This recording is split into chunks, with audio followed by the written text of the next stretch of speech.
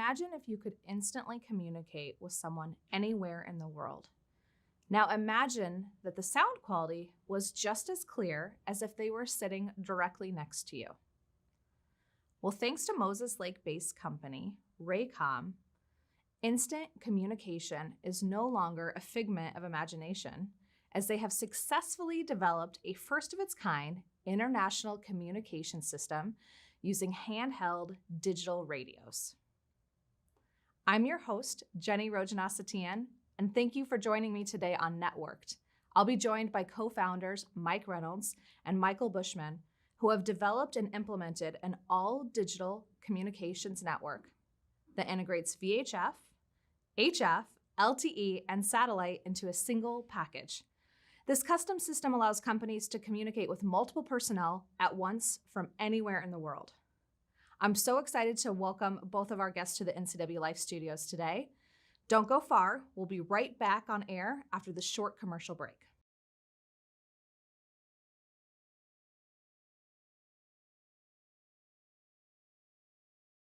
Hello, North Central Washington, and welcome back to Networked. I am excited to introduce our guests. We have Mike and Michael, but we go by Chief over here, right? Yes, ma'am. Okay, so welcome to the show, gentlemen. Thank you, ma'am. Thank you very much. So excited to have you. You've started a company, ReyComm, which we're going to dive a little bit into later down the road. But I'd love for our audience to learn a little bit more about each of you and your career history. Okay. So, Chief, I will turn it over to you. All right. Well, my name is Michael Buschman. Yeah. I go by Chief, partly because Mike here. Mike and Mike makes it a little easier. That it does. Yeah. So, I'm retired military. Was in the Army for 23 and a half years. Had a couple of different jobs. Started as a medic. Wound up being a mechanic for the Alpha model Apache. And then wound up going to flight school and flying the Delta model and the Echo model Apaches. And you have an incredible history. I mean, I was reading a little bit about it in the service. So thank you, first of all, for your service to our country. And let's talk about how that led you into Moses Lake, into working for Mitsubishi, and maybe how, Mike, then you came into play there. Yeah, well, my background, I'm a retired helicopter pilot. I flew in the Gulf of Mexico on the civilian side of things, doing offshore platform support. And I was working for Mitsubishi in flight test and was there to welcome Chief on his first day as my new boss and kind of show him the ropes and break him in real well. Yeah, it worked really good. We worked quite closely together in a very small department, in a room not much bigger than this set, and we did a lot of the planning for the aircraft as far as for the test flights. Anytime they were going to deploy anywhere, we would clear airspace for them, organize tracks, things like that. So. And for people who are watching and are not familiar, Mitsubishi is no longer in Moses Lake, but were there for years. Yes, ma'am. Running all of their test programs, or what was a little bit, what brought Mitsubishi to Moses Lake? Well, Mitsubishi Aircraft Corporation was a part of MHI, which is Mitsubishi Heavy Industries, and they were trying to build a regional jet. It was a from-scratch program, fresh design, which regional jets haven't had that. It was initially called the MRJ, Mitsubishi Regional Jet, but they rebranded it as the Space Jet. Not because it goes into outer space, but because it was with the fresh design. They were making it for the flyers, the passengers in mind, so you could actually have roll-ons for everybody. And space, as they said, space matters. Yeah. So yeah. So more about the space of the interior for the consumer versus where the plane was actually going. But now, of course, fast forward, Mitsubishi's left. Yes, you guys have started an entrepreneurial journey. So let's talk about what was the catalyst that led you to go into business. Well, I had started ReyComm as an ICOM dealer in March of 2019. Yes. while still working for Mitsubishi because I was so impressed with the product line that we were working with. We worked very closely with ICOM and some other corporations to develop really a state-of-the-art communications network at Mitsubishi. And for those that don't know, flight test is very nomadic. You go from project to project to project, and you typically move all around the world. And we didn't really want to do that. We were established in Moses Lake. We have families there. We didn't want to pack up and move. And we just decided, we've got a good thing going here. We've got a good working relationship. Let's take this and to the next level and start our own thing and do kind of the same thing. What led us to where we were at Mitsubishi was kind of solving problems, and then we'd find more problems. And rather than trying to put Band-Aids on everything and patch things together, we came up with a solution that addressed problems that we didn't even know we were having. Right. So that kind of launched us. And when we had a lot of firsts at Mitsubishi, first time radio was used from Moses Lake to talk to an airplane flying over Japan in real time. A lot of firsts. Yeah. So. And that came from a lot of help from ICOM. They actually came to Moses Lake to see what our problem was, because initially when I got hired on, there had been kind of a safety inspection, and I was reading that, and it said there was an issue with comms. So I brought it up to Mike, had him purchase a couple of radios. They didn't quite work for our situation because where we were located, there was a very large hangar in the way, and part of their testing is they have to take a weather station next to the runway, so they have very accurate data that they can know how the aircraft is maneuvering and check everything against. So we couldn't talk to them. Everything was broken with cell phone, and then not knowing who was out there, you didn't know who to contact. So we reached out to ICOM. Mike did. He reached out a couple, and they're like, well, with ICOM being a Japanese company as well, they decided to come out, do a site visit. They wanted to help out in any way because the MRJ/Space Jet was a national project that they were very proud to assist with. So wound up going from line of sight issues to no line of sight issues by using their brand new LTE based radio. And then what started off as 5 radios expanded to 80. So By the time we rolled in Japan. because we had 65 in Moses Lake and surrounding, and then finally got them set up in Japan before things kind of went south on that end. Well, we take for granted now the portability of our cell phones and the connectivity we have to make a phone call, but we all go through bad reception areas or Right. over mountain passes, and you don't have that luxury in flight, I imagine, to have a delay. You need an Right. instantaneous communication Yes, at ma'am. all times, Yeah. obviously for safety. Tell me, what are some other applications of your communications? Who else needs the services ReyComm provides and those instant communication pathways? Well, we do a lot with aviation. We do a lot with aviation, but we've also branched out since starting ReyComm. We've done a lot of work with the United States Air Force because they have a detachment at Grant County Airport that assists with the C-17s that come in and do their practice there. They have a combat strip that aircraft come from McCord and Fairchild and other bases to practice at. And they had the same problem. They had 9 different radios that they had to monitor, and bulky military radios, and we were able to streamline everything down to a small LTE radio that's about this big, and thought I had it on my hip there. That's for a okay. minute. Well, in the next segment here, we're going to bring out some of the technology Yes. and look at that, which will be really exciting. But taking a 9-tier system, I guess, into Right. one small Into device one makes small a device, makes yeah. a big difference. So essentially, we put all of their, that was another first for us, first ever in the world, integrating military radio equipment with this civilian technology. It had never been done before, and there's really no manual for doing that.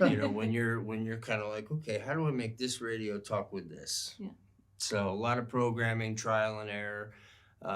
But they're very happy. They have a solution now where they can monitor multiple frequencies at the same time, stay in contact with their aircraft out at the Yakima Training Center, as well as other areas.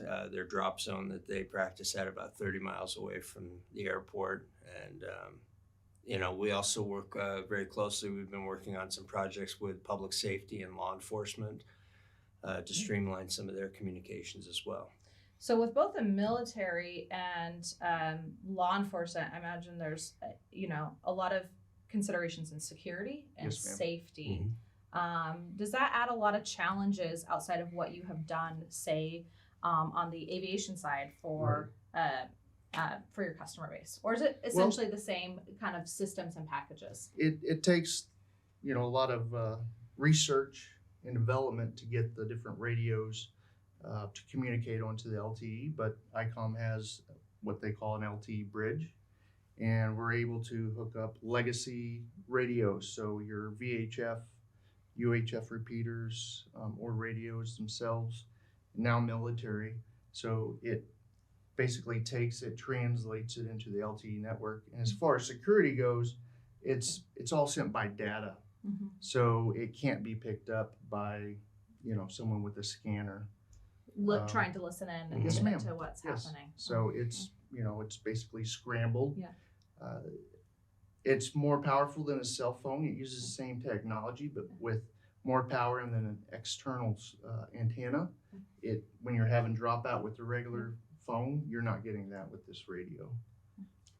Fascinating. Yeah. Well, I'm excited to bring all the equipment onto the NCW Live stage here in just a minute, but we have to head out to a commercial break. So don't go anywhere. We'll be right back with ReyComm.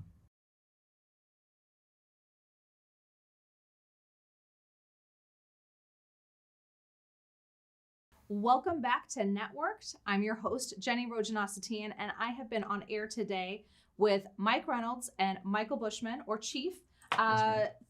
We're doing a little show and tell now in this next segment, actually looking at the equipment you use at your company, ReyComm, which is exciting because normally we don't get to do some actual presentation style. So, walk me through it, gentlemen. What do we have out here on the table?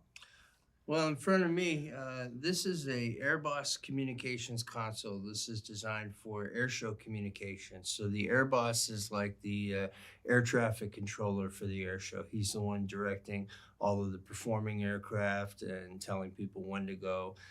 So this console contains 2 ICOM radios, panel mount radios, intercom, external speaker, but it allows the Airboss to communicate within his team on standard aviation headsets, and then also communicate with this push-to-talk here with antennas connected in the back to the performing aircraft. So I never thought about the logistics of an air show and how many aircrafts you have in a very short range of each other. Ma'am. So I imagine that's incredibly important to have precise communication.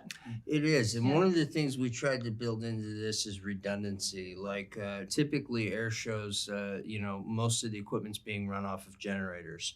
So we incorporated an uninterrupted power supply in this, so that in the event that in the middle of the performance one of the generators was to go down, the Airboss would still have communication with the performing aircraft.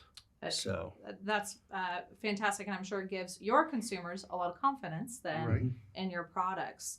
And Chief, what about right over here? So this is what we called our Go Box. We actually built this while we were at Mitsubishi.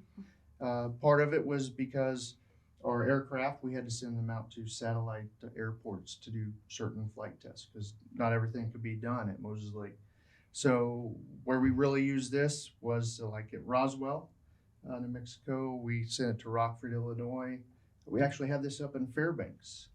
And what this is the bridge, the LTE bridge I was telling you about.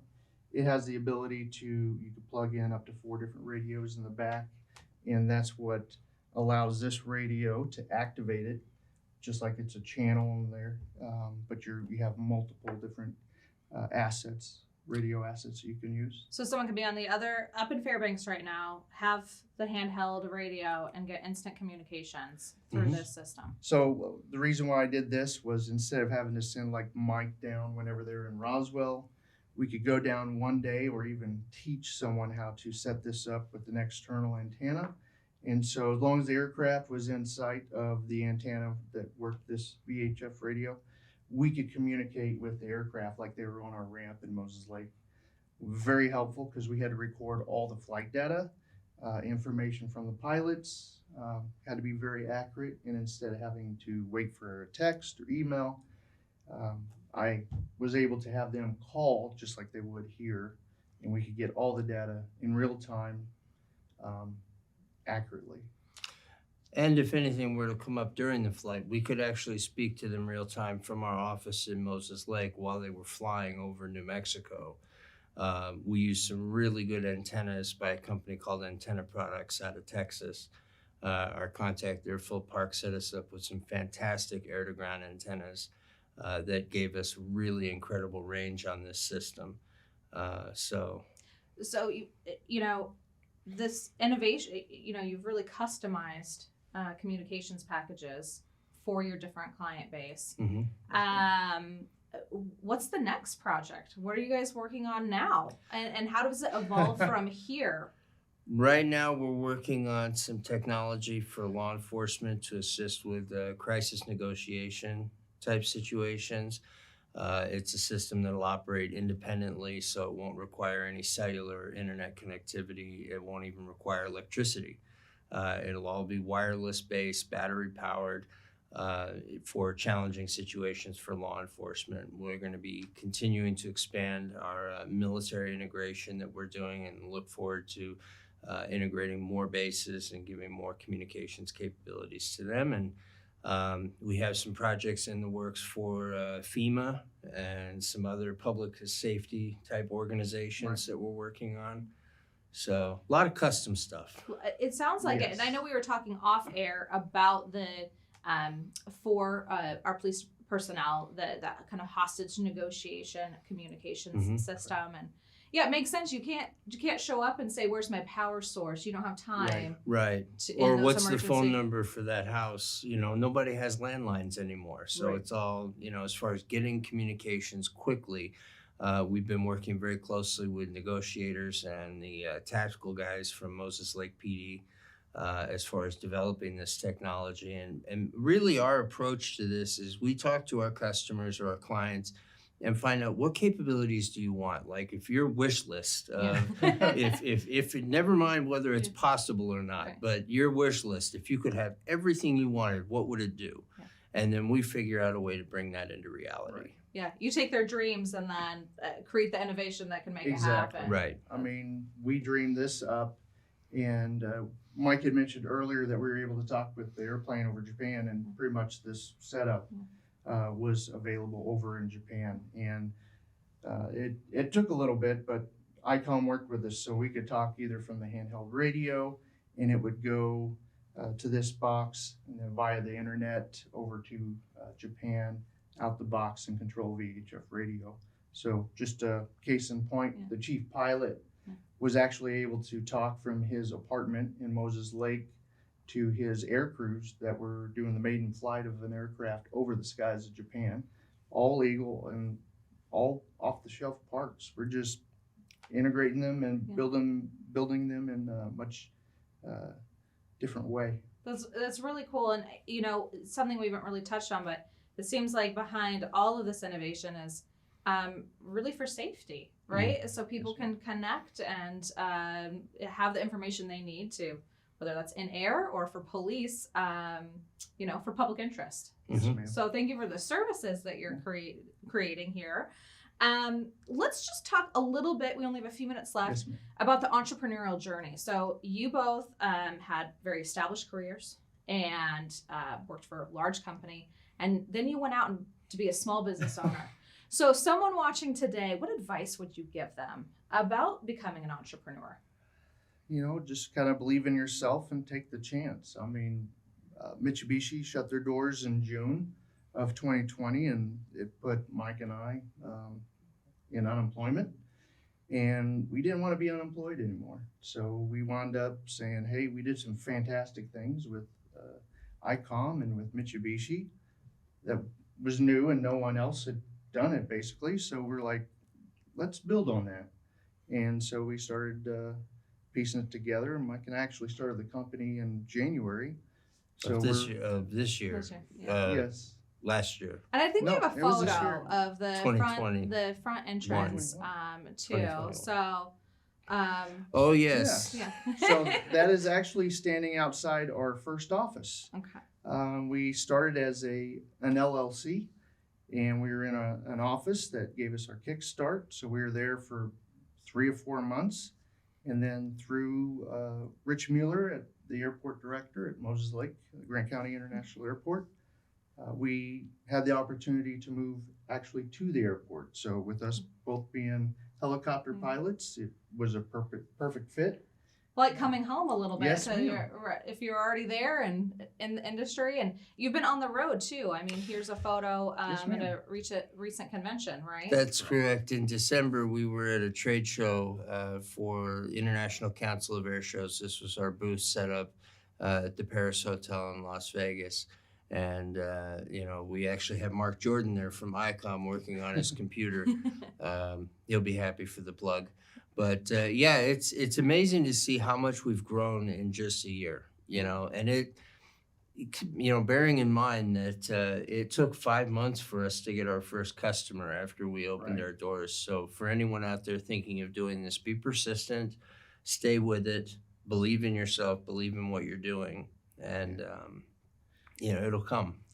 I kind of feel like we're the exception in that we've come so far so quickly, but it wasn't easy. I mean, we, like you said, 4 or 5 months before we even had a customer, and even then it was smaller. So we saw an opportunity. We volunteered our equipment and our time for the Moses Lake Air Show, and it actually went very well for our equipment.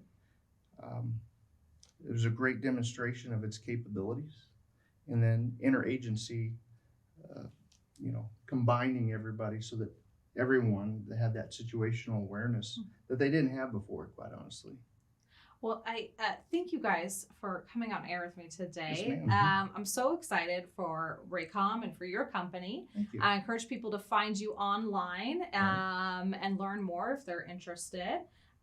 So thanks again for being on Yes, here. ma'am. This has been Thank you a for lot of having us. fun. It was a pleasure, and we're excited to be here. Yeah, well, we'll have to have him back on air here next year and learn what the next chapter is in your story. We do have to head out to one final commercial break, so stay tuned.